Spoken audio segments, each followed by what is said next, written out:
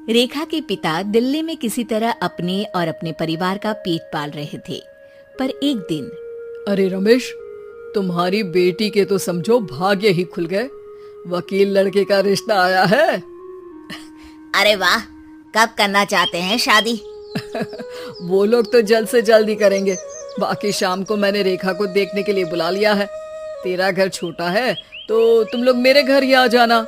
राकेश और उसकी बीवी सारी तैयारी के साथ रोहित और रेखा की शादी कर देते हैं। लेकिन अगले ही दिन देखो रेखा, शादी भले ही हो गई है, लेकिन तुम ये मत सोचना कि मैं किसी जोरू के गुलाम टाइप रहूंगा। रेखा को रोहित की बात अजीब लगती है।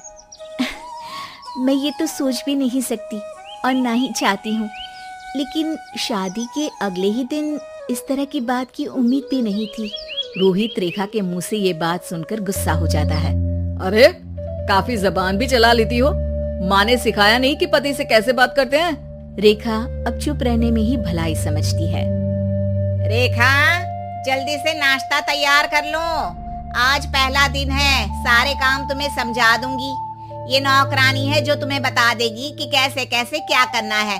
फिर इसकी कल से छुट्टी है। रेखा भी ससुराल में जी जान लगाकर काम करने लगती है। खाली समय मिलता तो पति के वकालत की किताब उठाकर पढ़ने लगती। ये क्या, जब देखो तब पढ़ती रहती है। अच्छा सुन, कल पिता के घर से 20,000 रुपए लेकर आना। मेरे छोटे बेटे की फीस भरनी है। लेकिन पापा क्यों भरेंगे उसकी फीस? अरे वाह जी वाह, पापा क्यों भरेंगे? तो ये बता, हम क्यों रखेंगे तुझे यहाँ? क्यों खाना देंगे फ्री में? अरे, क्योंकि मैं बहू हूँ इस घर की। तभी वहाँ रोहित आ जाता है। अरे वाह, बड़ी जबान चला रही हो। चुपचाप माँ जो कह रही है वैसा कर, वरना सामान उठा और जा अपनी झोपड़ी में। बेचारी रेखा क्या करती, पिता के घर जाती है, उनको सारा हाल बताती है। पिता भी जैसे तैसे पैसों का इंतजाम कर बेटी को ससुराल के लिए विदा करते हैं। देखा, अब कहाँ से आए पैसे? अरे बहुत माल है तुम लोगों के पास, बस सीधी उंगली से निकालते नहीं। नहीं नहीं माँ, पापा ने अपनी मोटरसाइकिल बेचकर पैसों का इंतजाम किया है। पता नहीं अब वो ऑफिस कैसे जाएंगे। अरे वाह भाई, ये भी हम सोचे। खैर, जैसे तैसे दिन बीतते हैं।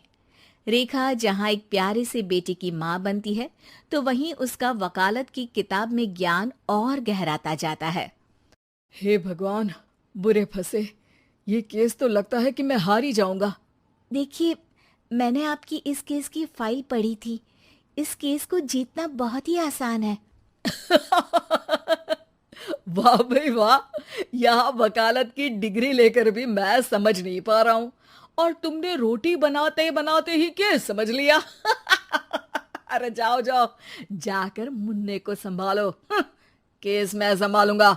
ए लड़की सुन, जाकर अपने बाप के यहाँ से 3 लाख लेकर आ। पूरा घर फिर से बनाना है। छोटे की शादी करूंगी तो छोटी बहू को कहाँ रखूंगी? पूरा घर तो तूने घेर रखा है। ऐसा मत बोलिए माँ जी, पापा इतना पैसा कहाँ से लाएंगे? अब तो वो रिटायर भी हो गए हैं। हाँ, तभी तो बोल रही हूँ, रिटायरमेंट के पैसे तो मिले होंगे ना। लेकिन वो अगर आपको दे देंगे तो बुढ़ापा कैसे काटेंगे? रोहित रेखा की बात सुनकर गुस्सा हो जाता है। ए सुन, चल अपना सामान उठा, अपना बच्चा उठा और निकल यहाँ से। रेखा के लाख आग्रह के बाद भी रोहित और उसकी सास उसे घर में नहीं रखते। पापा, मैं तलाक चाहती हूँ। बेटा, मेरे पास वकील के पैसे नहीं है। पापा, आप मुझे वकालत करवा दीजिए, अपना केस मैं खुद लड़ूंगी। इस बार रेखा के पिता भी उसे ससुराल ना भेजकर रिटायरमेंट के पैसों से वकालत करवाते हैं। और फिर एक दिन कोर्ट के बाहर, रोहित, आज तुम अपना ही केस हार गए, वो भी उस लड़की से जिसकी तुमने कभी कदर ही नहीं की। रेखा, मुझे माफ कर दो। मैं इतनी बड़ी अमाउंट कहाँ से लाऊंगा? मैं हर महीने पैसे नहीं दे सकता तुमको। पैसे वहीं से लाना जहाँ से तुम मेरे पापा को लाने के लिए मजबूर करते थे। एक पिता अपनी बेटी की शादी उसकी खुशहाली के लिए करता है, ना कि सारी जिंदगी कर्जदार बनने के लिए। अरे, मेरे ही बेटे की किताब पढ़ पढ़ कर ज्ञान बांट रही हो। वकालत की किताब तो ससुराल में ही पड़ी थी ना। बिल्कुल, यहाँ मेरी गलती रही। जिस पैसे से मैंने इसकी शादी की थी, मुझे वो पैसे पहले इसकी पढ़ाई में लगाना चाहिए था। और आज रेखा एक जानी मानी वकील के रूप में काम कर रही है।